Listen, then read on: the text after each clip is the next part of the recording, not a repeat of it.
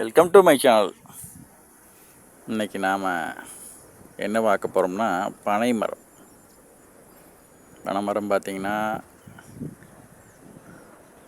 நல்ல விவசாயிகளுக்கு பயன் தருதுன்னு சொல்கிறாங்க.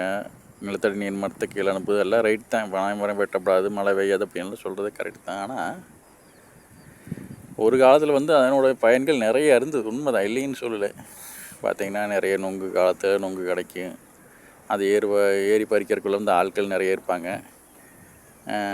பார்த்திங்கன்னா இப்போது அதோடைய அந்த ஓலையை வீடுகள்லாம் மேய்வாங்க. வீடு ஓலை, அந்த ஓலையில் வீடு உங்களுக்கு மேலே மேய்ஞ்சுன்னா அவ்வளோ சூப்பராக இருக்குது. கிளைமேட் தகுந்த மாதிரி அவ்வளோ மாற்றமாக இருக்கும். வெய்ய காலத்தில் உள்ளே கூலிங்காக இருக்குது.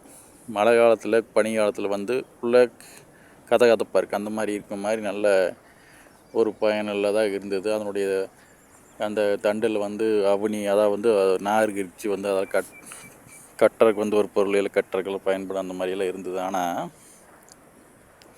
அதெல்லாம் டோட்டலாக இப்போ சேஞ்ச் ஆகி என்ன ஆயிடுச்சுன்னா, அந்த பழத்தை காயை வெட்டுறக்கே இப்போ ஆட்கள் கிடைக்கிறதில்ல சுத்தமாக. பதநீரெல்லாம் முன்னையெல்லாம் நல்லா நிறைய சாப்பிட்ருக்கேன். அதுக்கெல்லாம் மரம் ஏறி போடுறதுக்கெல்லாம் இப்போ ஆட்கள் கிடையவே கிடையாது. அந்த நொங்குகள்லாம் ஒரு சில பேர் தான் அதை வெட்டி அதை வியாபாரம் பண்ணுறாங்களே தவிர நிறைய பேர் அதுக்கு வர்றதில்லை.